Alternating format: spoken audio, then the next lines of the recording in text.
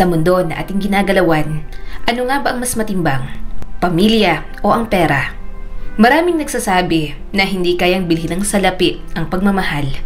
Ngunit sa oras ng pagsubok, sino ang tunay na mananatili at sino ang nagpapakita ng tunay na kulay? Si Doña Valeria Montemayor ay isang matandang bilyonaryo na matagal nang nabubuhay sa karangyaan. Nasa kanya na ang lahat. Ang kayamanan, negosyo at 3 anak na dapat sana'y minamahal siya higit sa anumang kayamanan. Ngunit isang takot ang bumalot sa kanyang puso. Mahal ba talaga siya ng kanyang mga anak o minamahal lang nila ang kanyang kayamanan? Sa loob ng malawak na kusina ng mansyon, abala si Clarice sa paghahanda ng tsaa para kay Doña Valeria. Ngunit sa isang iglap ay biglang dumula sa kanyang kamay ang hawak na baso at bumagsak ito sa marmol na sahig. Ano ka ba, Clarice? Kahit simpleng trabaho, hindi mo pa magawa? Isang nakabibinging sigaw ang namutawi sa loob ng malawak na kusina. Pasensya na po, Ma'am Cecilia. Hindi ko po naramdaman na dumula sa kamay ko po ang baso. Paghingi ng tawad ni Clarice. Sisihin mo pang baso sa kapalpakan mo? Sarkastikong wika ni Cecilia. Mabilis at maingat na dinampot ni Clarice ang mga piraso ng basag na tasa. Ngunit bago pa siya matapos, isang pares ng sapatos ang tumigil sa harapan niya. Huwag mo nang pulutin yan! Napatingala si Clarice. Doon niya nakita si Rafael, ang pangalawang anak ni Doña Valeria. Bakit ka ba nagpapakahirap? Hindi ka naman talaga parte ng pamilyang to. Hinawi nito ang kamay ni Clarice gamit ang sapatos. Dapat nga nagpapasalamat ka pa't hinayaan ka ni Mama na tumira dito. Tama si Kuya. Sumingit si Sandro, ang bunsong anak ni Doña Valeria. Kung tutusin, dapat nun ka pa pinaalis ni Mama. Kaso yun, mahinang puso niya. Pero huwag kang masyadong umasa. Dagdag ni Rafael. Pag wala na si Mama, sigurado ako, ikaw ang una naming ipapatanggal dito. Kung ako sa'yo, umalis ka na habang maaga pa. Baka isang araw magising ka na lang na wala ka nang matutuluyan. Bulong ni Cecilia sa kanya bago ito tumalikod. Tahimik na napapikit si Clarice at pilit na nilulunok ang sakit na nararamdaman. Hindi niya na lang yun pinansin. Sa tagal niya nang naroon sa mansyon, nasanay na siya sa mga ugaling ipinapakita sa kanya ng mga ito. Muling kumuha si Clarice ng isang bagong tasa at maingat na tinimpla ang tsaa para kay Doña Valeria. Matapos noon, dumiretso siya sa kwarto ng matanda. Pagdating sa silid ni Doña Valeria, kumatok siya ng marahan. Madam, nandito na po ang tsaa. Narinig niya ang mahina ngunit maotoridad na tinig nito. Pumasok ka, Clarice. Maingat niyang binuksan ang pinto at pumasok. Naroon si Doña Valeria na nakaupo sa malambot na upuan malapit sa bintana habang pinagmamasdan ang malawak na hardin sa labas ng mansyon. Lumapit si Clarice at maingat na inilapag ang tasa ng tsaa sa maliit na mesa sa tabi ni Doña Valeria. Narito na po ang tsaa niyo, madam. Pasensya na po at natagalan. Umiiyak ka ba? Diretsong tanong ni Doña Valeria. Mabilis niyang pinunasan ang pisngi at agad na umiling. Pinilit niyang umiti sa harap ng matanda. Hindi po, madam. Napagod lang po siguro ako sa kusina. Kinuha ni Doña Valeria ang tasa ng tsaa at marahang humigo. Clarice, kung isang araw ay mawala ako, anong gagawin mo? Napatingin si Clarice sa matanda at nagulat sa bigla ang tanong nito. Madam, wala namang permanente sa mundo, hindi ba? Darating din ang araw na mawawala ako. Isang malungkot na ngiti ang lumabas sa labi ni Doña Valeria. Kapag dumating ang araw na yon, saan ka pupunta? Natahimik si Clarice. Hindi niya kailanman inisip ang ganoong bagay. Alam niyang hindi siya tunay na kadugo ni Doña Valeria, ngunit sa tagal ng panahon, ang matanda na ang itinuring niyang pamilya. Hindi ko po alam, madam. Sagot niya rito. Tumango si Doña Valeria. Yan din ang iniisip ko. Huwag po kayong mag-alala, madam. Mabubuhay pa po kayo ng matagal. Palagi ko po kayong ipagdarasal sa Panginoon. Nakangiting tugon ni Clarice. Ilang taon na ba tayong magkasama, iha? Tanong ng matanda. 10 taon na po, Madam Valeria. Sagot naman ni Clarice. Matagal na pala tayong magkasama, iha. Nakangiting tugon nito. Maraming salamat po sa pagtulong sa akin noon, Madam Valeria.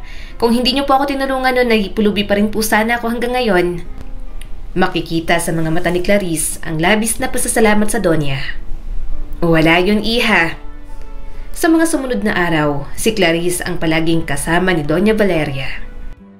Mula sa pag-aalaga sa matanda hanggang sa pagsasama nila sa hardin tuwing umaga. Unti-unting naging mas malapit si Clarice kay Doña Valeria. Dahil dito, lalong nagngingit-ngit sa galit ang tatlong magkakapatid. Hindi nila matanggap na mas pinakakatiwalaan ni Doña Valeria si Clarice kesa sa kanila mismo. Mas naging mainit ang mga mata nila sa dalaga at sa bawat pagkakataong mayroon sila, hindi nila pinapalampas ang pagkakataong maliitin, apihin at sirain siya sa kanilang ina. Mama, napapansin mo ba? Ani Cecilia isang gabi habang tinutulungan si Doña Valeria na uminom ng gamot. Lagi kang kasama ni Clarice. Paano kung may binabalak siyang masama laban sa'yo?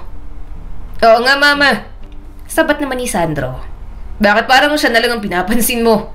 Kami ang tunay mong mga anak. Kami ang pamilya mo.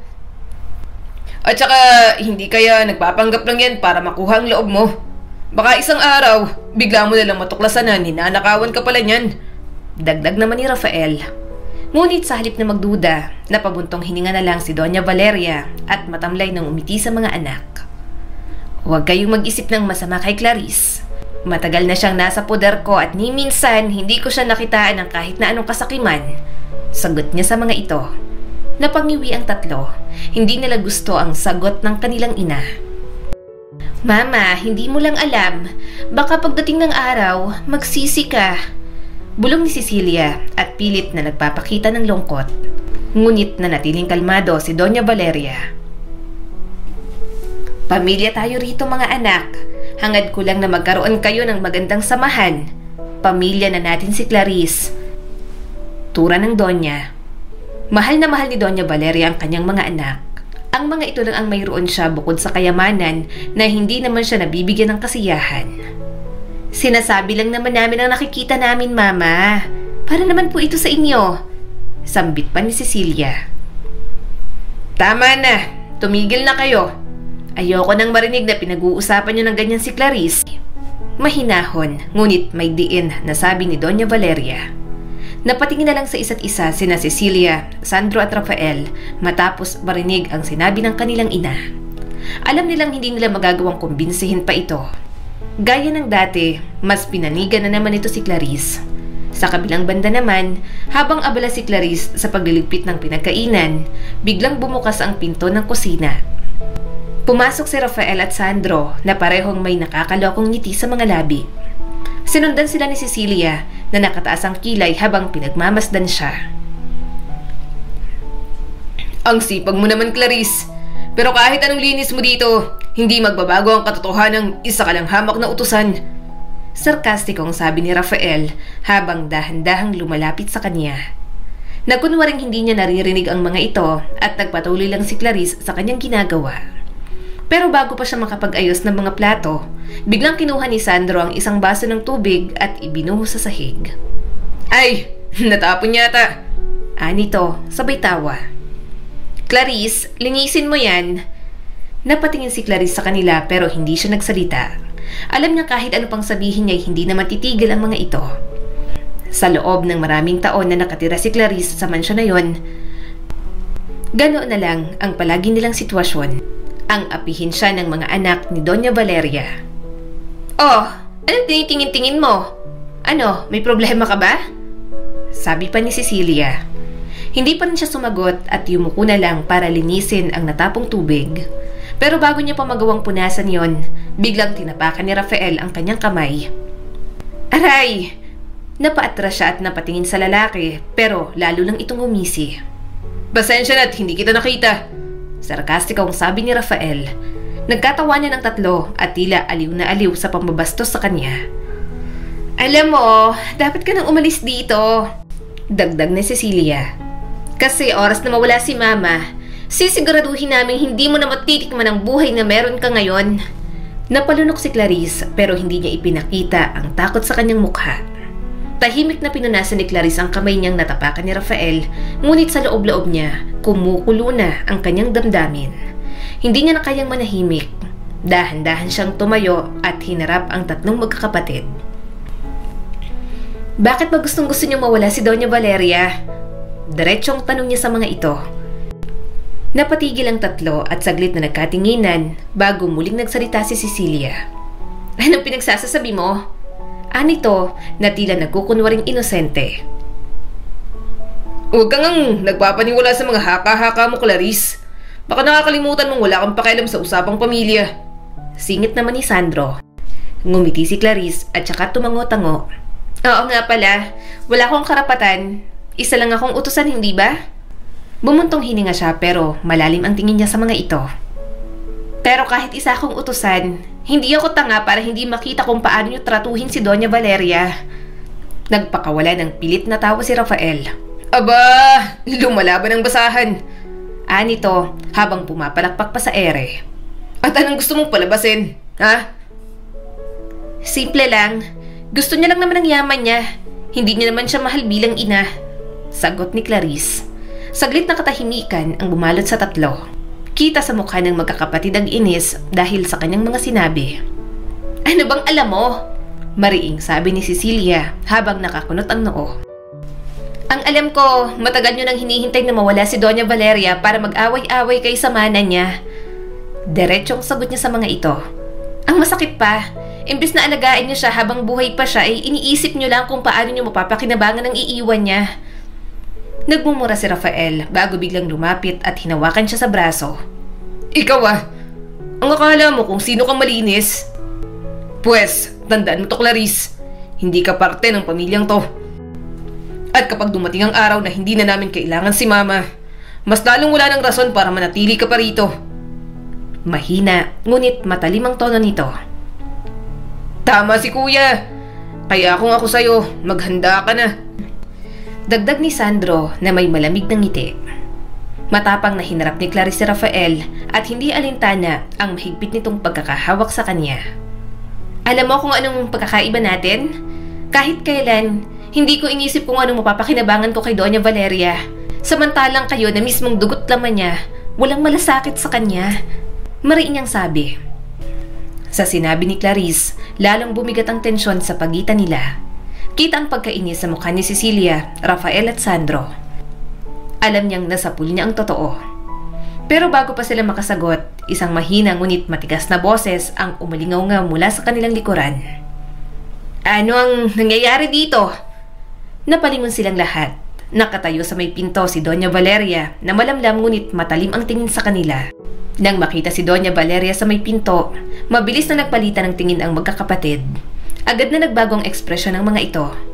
Mula sa pagiging mapanlait at mabangis, biglang nagmukha itong mga inosenteng biktima. Si Cecilia ang unang lumapit sa matanda at halatang may pinipigilang luha.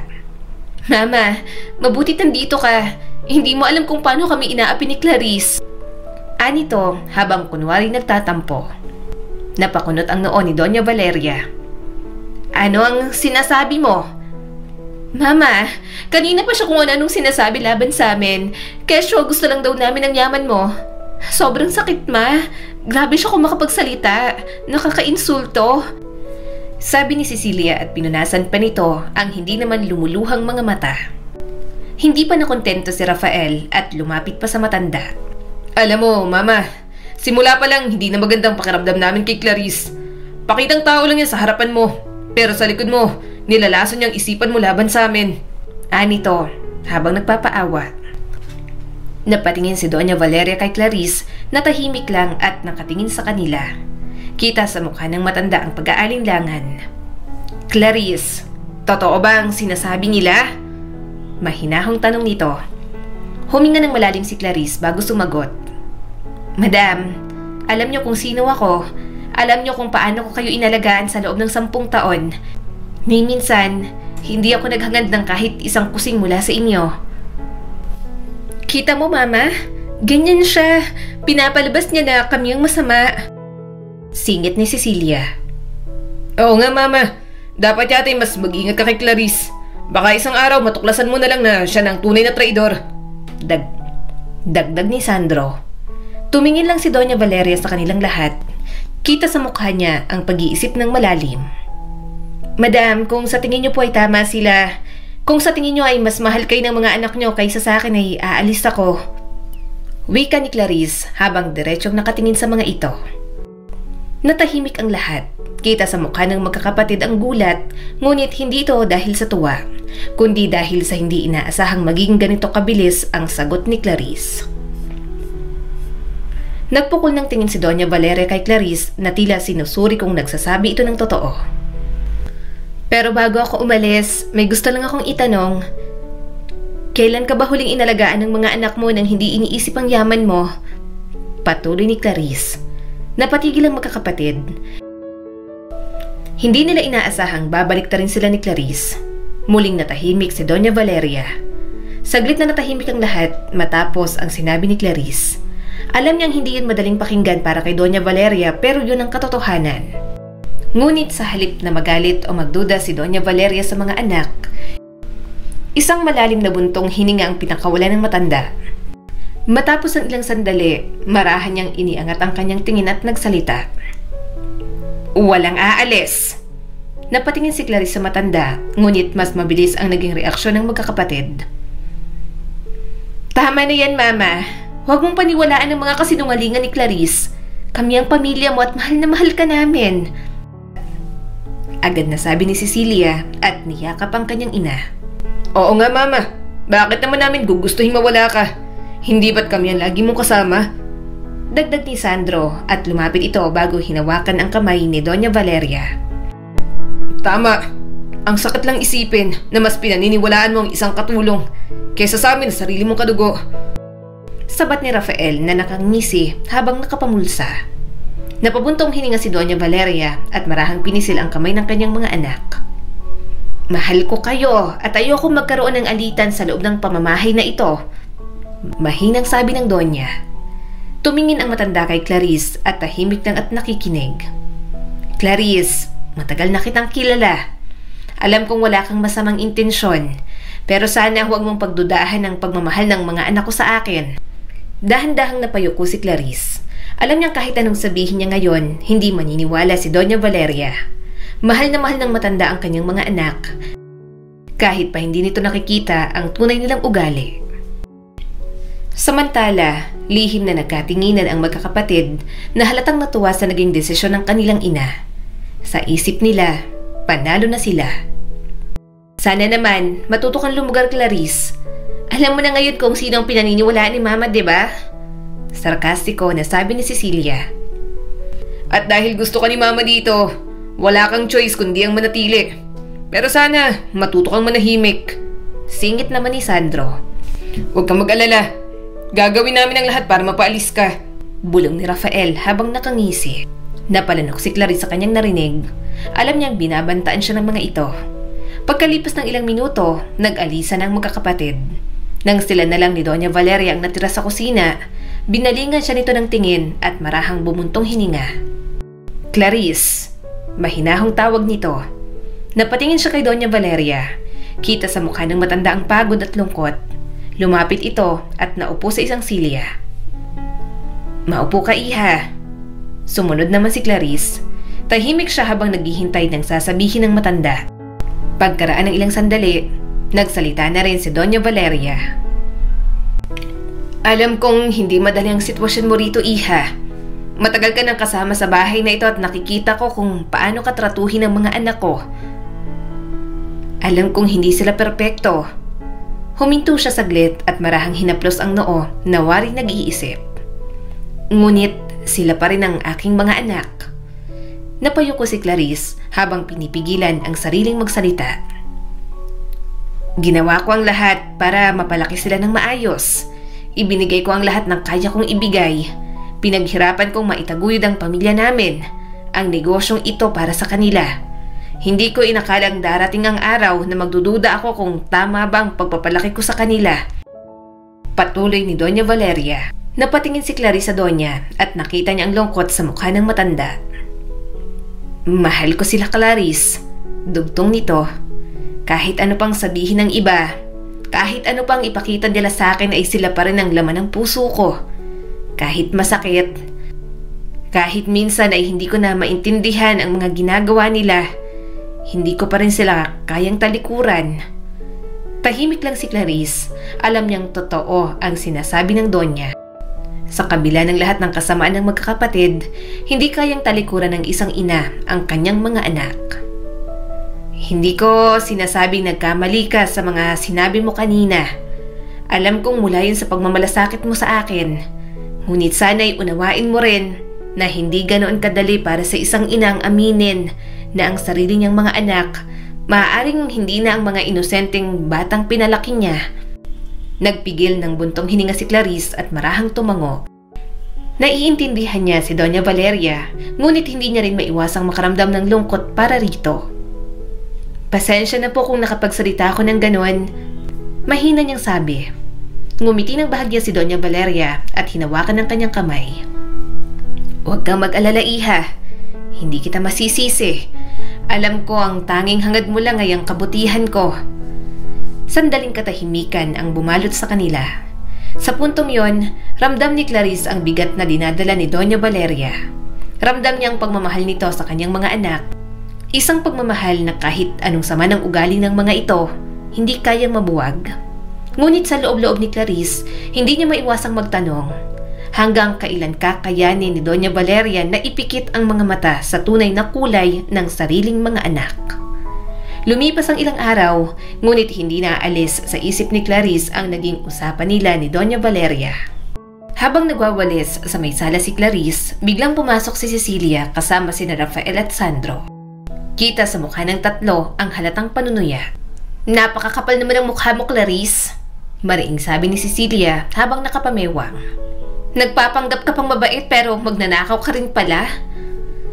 Nanlaki ang mga mata ni Clarice. Anong sinasabi niyo? Huwag ka nang magpanggap. Meron na kaming ebidensya. Singit ni Sandro.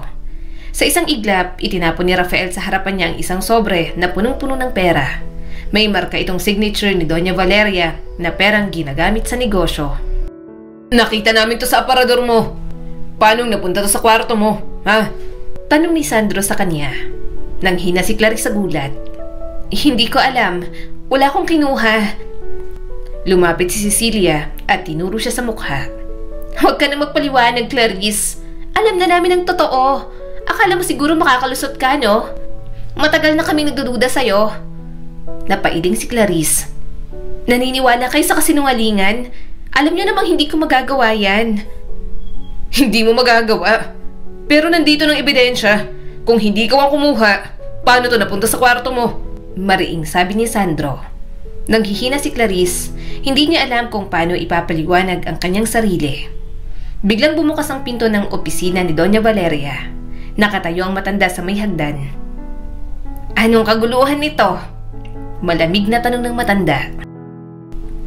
Agad namang lumapit si Cecilia. Mama, nahuli na po namin ang totoong magnanakaw sa bahay na to. Siya ang kumuha ng pera mula sa inyong negosyo. Tinuro ni Cecilia si Clarice. Lumapit si Rafael at ipinakita ang sobre kay Doña Valeria.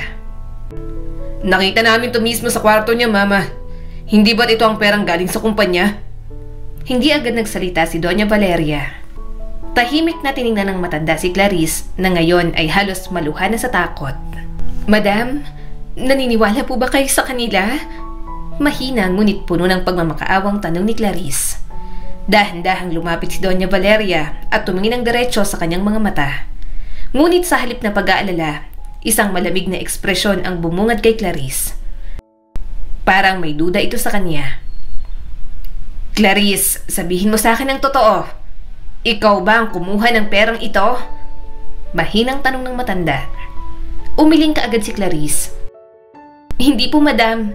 Wala po akong kinalaman dyan. Nagpalitan ng tingin ang tatlong magkakapatid at halatang pinipigilan ang kanilang mga ngiti. Tahimik na tumingin si Doña Valeria sa sobre. Kita sa mukha nito ang lungkot at pagdududa. Nadidismaya ako sa iyo, Clarice. Parang binuhusan ng malamig na tubig si Clarice sa narinig niyang sinabi ni Doña Valeria. Madam, mahina niyang usal at nangingilid ang mga luha sa mga mata. Napakalaki ng tiwala ko sa iyo, Clarice. Inalagaan kita. Binigyan ng tirahan pero ganito mo ko babayaran? Nagpatuloy si Cecilia na lalong sinisindihan ang galit ni Doña Valeria. Kita niyo naman, nagkunwari lang siyang mabait para mapalapit sa inyo. Matagal niya ng plano to. Huwag mong sabihin na hindi ko ang kumuha niyan. Huwag mo nang itanggi, Clarice. Dagdag pa ni Rafael. Masakit ang kirot sa dibdib ni Clarice. Alam niyang pinagkaisahan siya ng magkakapatid. Pero paano niya patutunayan na isa siyang inosente kung si Doña Valeria mismo ay naniniwala na sa mga paratang ng kanyang mga anak sa kanya? Madam, nagmamakaawa na po ako sa inyo. Hindi ko po kinuha yan. Hindi ko po alam kung paano napunta yan sa kwarto ko. Lumuhod si Clarice sa harap ng matanda. Napayuko si Doña Valeria. Kita sa mukha nito ang pag-aalinlangan. Bigyan mo ako ng dahilan para maniwala ako sa iyo, Clarice. Kung hindi ikaw, sino? Paano napunta ang perang yan sa kwarto mo? Mahina ngunit mariing wika ng matanda. Hindi ko po alam. Nang hihinang sagot ni Clarice. Napailing si Doña Valeria. Napakasakit sa akin na marinig to mula sa iyo, Clarice. Akala ko, ikaw na lang ang maaasahan ko sa loob ng bahay na ito. Pero ngayon, hindi na natapos ng Donya ang sasabihin. Tumalikod si Doña Valeria at marahang lumayo. Ayusin mo na mga gamit mo at umalis ka na bukas. Malamig na utos ni Rafael. Nanlaki ang mga mata ni Clarice. Ano? Tama! Umalis ka na, Clarice! Dagdag ni Cecilia. Walang nagawa si Clarice kundi akuin ang kasalanan na hindi naman siya ang may gawa. Kinagabihan, habang nakaupo si Clarice sa gilid ng kama, hindi niya mapigilan ang pagluha. Hindi pa rin siya makapaniwala sa nangyari kanina. Sa kabila ng lahat ng pagmamalasakit niya kay Doña Valeria, mas pinili nitong maniwala sa kasinungalingan ng sariling mga anak. Habang nag-iimpake siya ng kanyang kaunting gamit, may narinig siyang mahihinang bulungan mula sa kabilang silid. Agad niyang nakilala ang mga tinig ni na Cecilia, Rafael at Sandro. Maingat siyang lumapit sa pinto at marahang isinandal ang kanyang tenga sa kahoy. Sigurado ka bang wala nang ibang makikinabang sama na, kuya? Mahinang tanong ni Sandro. Huwag kang mag-alala, sagot ni Rafael. Kapag nawala na si Mama, tayo-tayo lang ang makikinabang. At least, naalis na natin ang isang sagabal, si Clarice. Napaawang ang bibig ni Clarice sa kanyang narinig. Kaya pala gusto talaga siyang paalisin ng tatlo dahil ayaw nilang may ibang humati sa mamanahin nila. Pero paano si Mama? Tanong ni Cecilia. Mukhang mahaba pang buhay nun. Biglang natahimik ang dalawa bago muling nagsalita si Rafael. Kung gusto mong mas mabilis nating makuha ang mana, may paraan. Anong ibig mo sabihin, kuya? Napatigil si Sandro. Isipin mo na lang kung sakaling bawian siya ng buhay ngayong linggo. Sino ang magmamana ng lahat? Namilog ang mga mata ni Clarice. Mabilis siyang umatras mula sa pinto habang nanginginig ang kanyang buong katawan. Hindi niya maaaring hayaan na maisakatuparan ng magkakapatid ang kanilang masamang balak. Huminga ng malalim si Clarice at pilit pinapakalma ang kanyang sarili. May ingat siyang lumabas ng kanyang silid at naglakad papunta sa opisina ni Doña Valeria. Alam niyang doon namamalagi ang matanda tuwing gabi. Kailangan niyang maglakas loob na kausapin ito kahit hindi siya paniwalaan. Pagkarating sa harap ng pinto, marahan siyang kumatok. Madam, ako po ito, si Clarice. Maaari ko po ba kayong makausap? Mahinahong sabi ng dalaga. Makalipas ng ilang sandali, narinig niya ang mahina ngunit matigas na tinig ni Doña Valeria. Pumasok ka. Dahan-dahang binuksan ni Clarice ang pinto at pumasok sa loob. Nakaupo si Doña Valeria sa kanyang antigong upuan. Ano pa ang kailangan mo? Hindi pa ba sapat ang kahihiyang dinala mo sa bahay na ito? Napalunok si Clarice. Madam, hindi po ako nandito para makiusap na huwag akong paalisin. Kung ganon, bakit ka narito? Huminga ng malalim si Clarice at lumapit. Dahil nasa panganib ang buhay niyo, madam, tila bumigat ang katahimikan sa pagitan nila. Saglit na nagdilim ang ekspresyon ni Doña Valeria bago ito tumawa ng mapait. Ano na namang kasinungalingan ito, Clarice? Hindi po ito kasinungalingan. Mabilis niyang sagot. Narinig ko po mismo ang usapan ni Ma'am Cecilia, si Rafael at Sandro.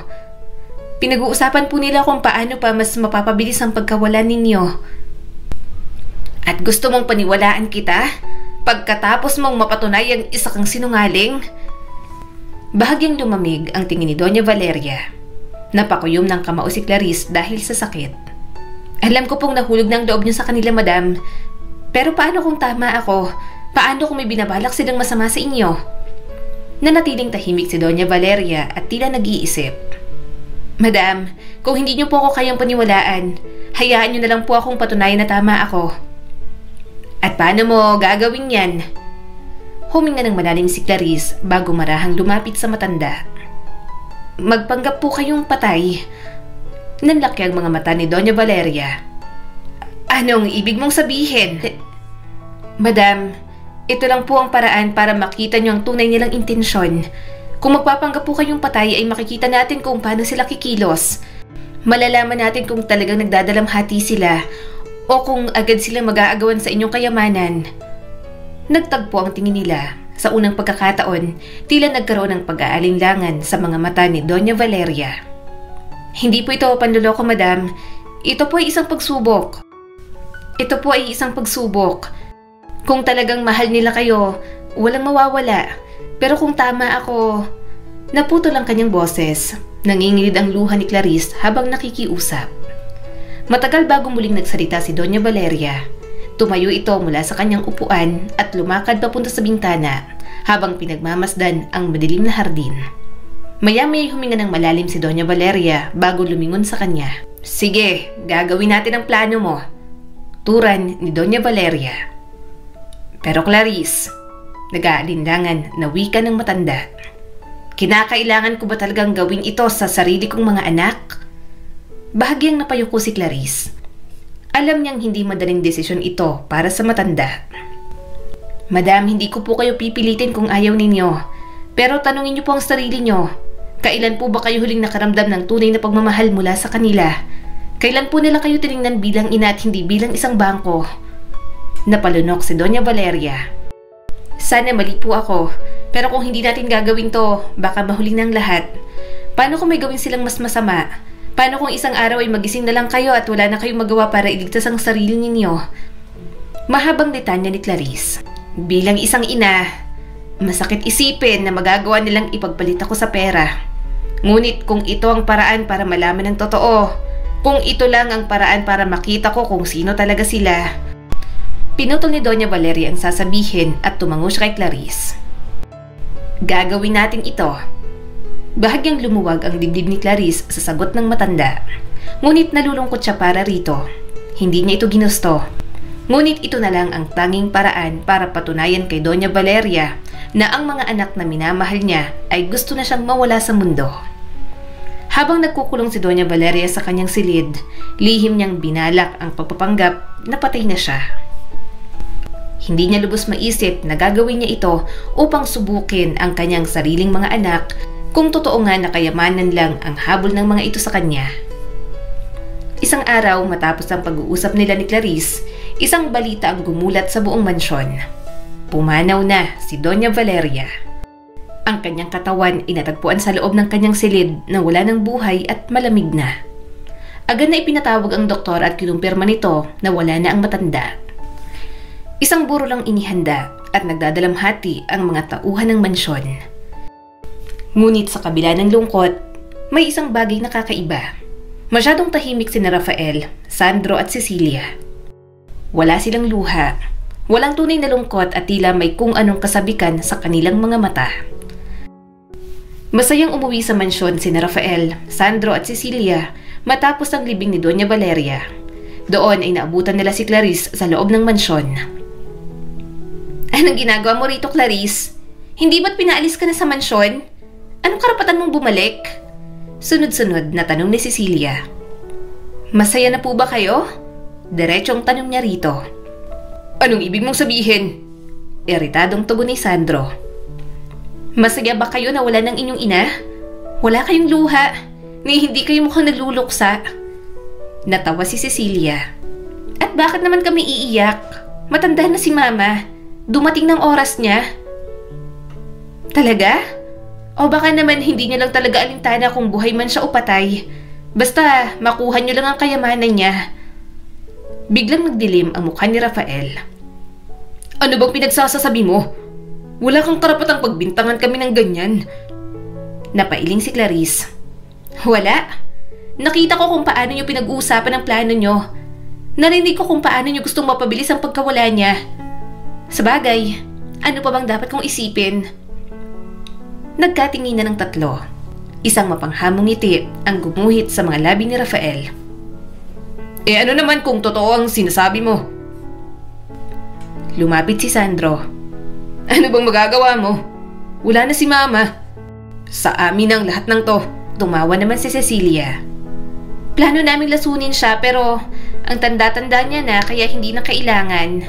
Naglagay lang kami ng pampatulog at kusa na siyang hindi nagising. Ganun lang kasimple. Hindi makapaniwala si Clarice sa mga narinig mula sa magkakapatid. Wala kayong kahit kaunting awa? Awa? Masyado na siyang matanda para mabuhay. Ani Rafael na nakataas ang kilay. Ngayon wala na siya. Wala nang magdidikta sa buhay namin. Wala nang papabor sa ibang tao. Amin ang lahat ng to. Tura ni Rafael habang sinisipat ang buong mansyon. Tahimik lang si Clarice, ngunit sa kabila ng kanyang pananahimik, alam niyang nagtagumpay siya sa plano. Dahil sa likod ng kortina, nakatayo si Doña Valeria. Buhay na buhay, galit na galit at narinig ang lahat ng sinabi ng sariling mga anak. Hanggang sa unti-unting lumabas ang matanda mula sa kanyang pinagtataguan. Talagang wala na kayong mga puso. Nanlaki ang mga mata ng tatlo. Mama! Halos maputol ang hininga ni Rafael. Nang hina naman ang tuhod ni Cecilia at hindi makagalaw si Sandro. Bakit? Paano? Nauutal na tanong ni Cecilia. Naglakad papalapit si Doña Valeria.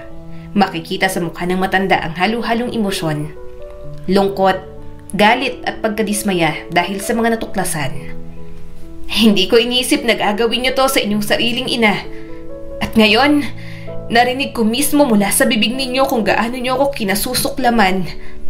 Nanatiling nakatayo si Doña Valeria sa harap ng kanyang mga anak. Ang mga mata ay puno ng sakit. Hindi niya akalain na ang 3 tao na kanyang inalagaan, minahal at itinaguyod niya sa buong buhay niya, ang siya palang magpaplanong burahin siya sa mundo para sa pera. Napayuko si Sandro. Mama, hindi to ang... Ano pang dahilan mo, Sandro? Paano yun nagawang magplano ng ganito laban sa akin? May nagkulang ba sa pagmamahal ko sa inyo? Hindi ba't sapat ang lahat ng ibinigay ko? Pagputol ni Doña Valeria.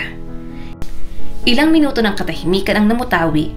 Walang makasagot sa mga tanong na yon ni Doña Valeria. Habang si Clarice naman nakaalalay sa likuran ng matanda habang naghihinagpis ito.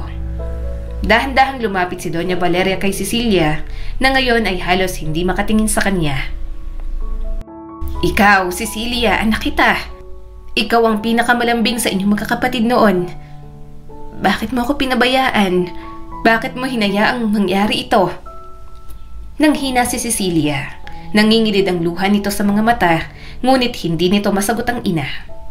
Alam nitong may kasalanan sila. Alam nitong mali sila, ngunit alam din nila na huli na ang lahat. Bumaling si Doña Valeria kay Rafael na matigas pa rin nakatingin sa matanda.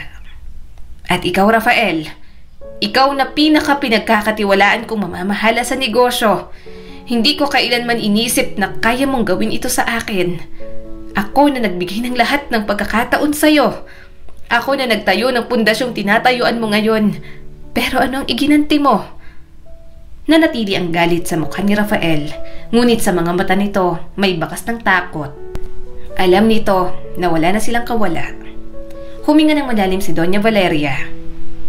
Nawala na ang lahat ng pagmamahal ko para sa inyo. Hindi ko kayo pinalaki para maging ganito. At ngayong narinig ko mismo kung anong laman ng mga puso nyo, wala na kayong karapatan sa akin. Mula sa araw na to, hindi na kayong mga anak ko. Nanginginig ang boses ng matanda, ngunit desidido na ito sa kanyang desisyon. Halos sumalampak si Cecilia sa sahig at hindi makapaniwala sa sinabi ng ina. Si Sandro napakuyom ng kamao. habang si Rafael nanatiling nakayuko at nakatingin sa sahig. Mama, hindi mo maaaring gawin to, mariing sabi ni Rafael. Ginawa nyo na sa sarili nyo at kung iisipin nyo makakaligtas kayo, nagkakamali kayo. Malamig na sagot ni Doña Valeria.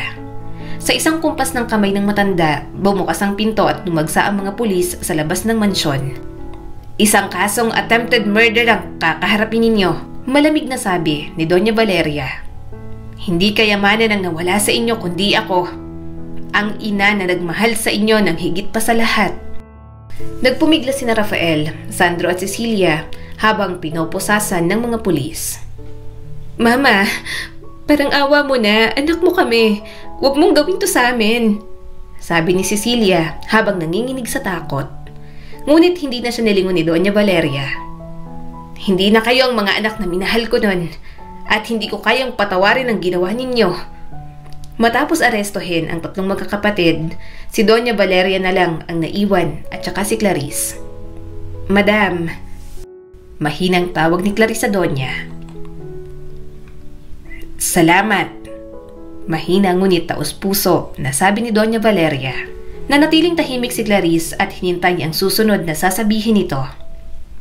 Kung hindi mo ako binigyan ng babala, kung hindi mo ako hinayaang makita ang katotohanan, baka hanggang ngayon, isa pa rin akong bulag na ina na naniniwalang mahal ako ng aking mga anak.